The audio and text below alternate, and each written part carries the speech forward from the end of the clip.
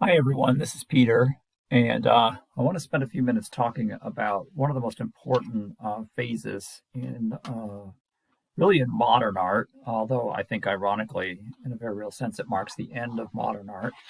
Um, Basically, a significant change, perhaps brought about by the supremacy of America in many cultural realms as we come into the post-war period meaning after World War II, so roughly 1945 onward. And what I'm referring to is so-called pop art. Um, Pop art is a kind of transformation of the word popular art. Ironically, it's not particularly popular at the time that it's being made, but I think it's being given the pop art name, perhaps a little bit as a kind of slightly negative tone to it. The reason that's important to think about is that really prior to World War II, 1950 or thereabouts, art was seen as a kind of um, exploration of the artist's inner kind of mentality or psychology. Um, the slide we're looking at right now, showing Jackson Pollock on the right, the very famous series of photos for, ironically, a popular magazine, Life magazine, photos of him in action. And we have the phrase action painting, a very kind of gestural, entirely non representational, completely, you know, devoid of any clear representation of anything we're going to see in the world. Um, the artist in the example of Jackson Pollock or Mark Rothko or a number of these individuals is a kind of solitary quester toward, well, it's not really clear entirely, kind of internal, um, I don't know, mentality against psychology, inner being. There's a lot of emphasis on, and Clement Greenberg, the famous American art critic in the 30s and 40s, kind of emphasized this as well, a kind of authenticity of self being projected, expressed onto, in particular, paintings is a big medium for this. So the painting wasn't really supposed to show anything that would be uh, dishonest to the medium. That was Greenberg's one of his sort of most important ideas, that modern art didn't seek to deceive or be anything other than what it actually was. So the artist, often a male artist, is in a kind of battle, as it were, with the raw materials of paint and typically canvas. You'd have these usually rather large pieces of canvas um, covered, with marks. Oftentimes, like in the case of Jackson Pollock, applied in a kind of maybe reflecting surrealism, a kind of inner psychological state. Now, this is important to think about because of the way that pop art turned away from this. So, the sense that art needed to be this kind of deeply held, authentic self projected onto or into an artistic medium was seen as, ultimately not in touch with where the world was going. That it was, especially in a rapidly changing 20th century culture, um, a kind of, yeah, old fashioned, out of date way of looking at art making. So the piece on the left, which is just about as different from the Pollock canvas concept as it gets, by a British artist, Richard Hamilton, with a lengthy and somewhat, what's the best way to put this, ironic, I guess, title, a good way of putting it, ironic title of this collage. So it's and this is very typical in pop art, to literally make use of the media that was produced for popular consumption at the time, and also in an interesting way, an homage to Cubism, right? With that, especially later Cubism, with that sort of composite aspect. Anyway, the title, just what is it that makes today's homes so different, so appealing? So it's, very much in a kind of magazine article mode.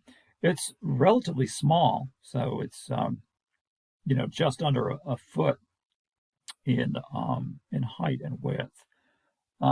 Again, not intended to overpower the viewer with a kind of sublime majesty of the artistic, vision quest. That's definitely not what's happening. It's something that could fit inside the Sunday newspaper to take what is by now, of course, a somewhat obsolete media vehicle.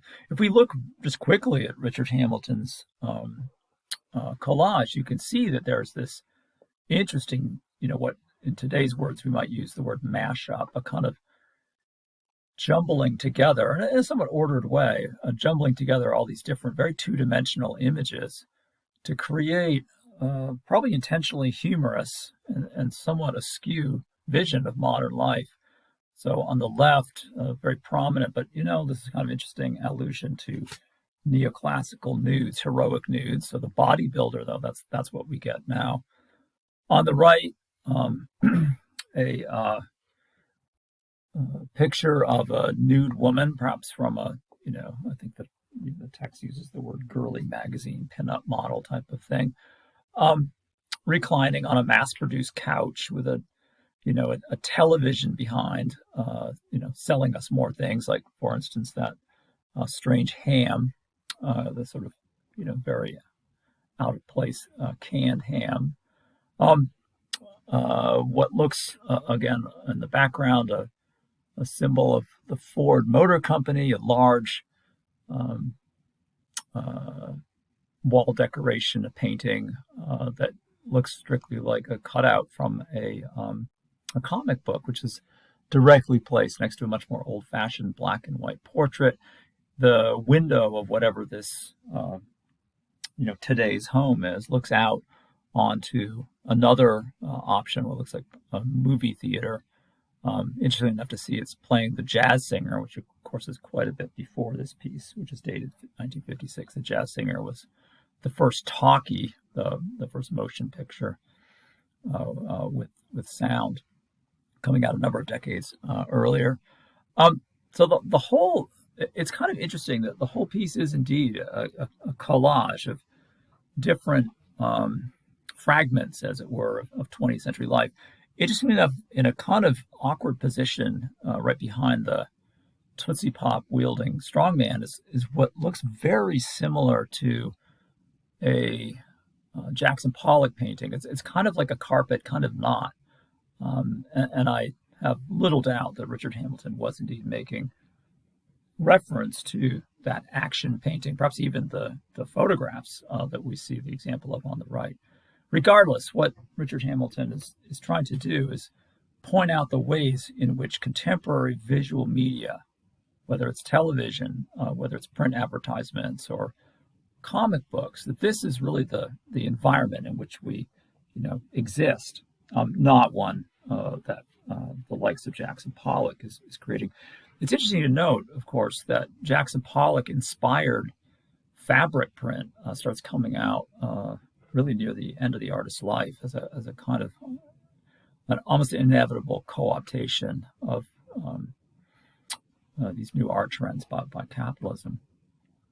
Another example, we'll go through a number of, I think, quite interesting artists here.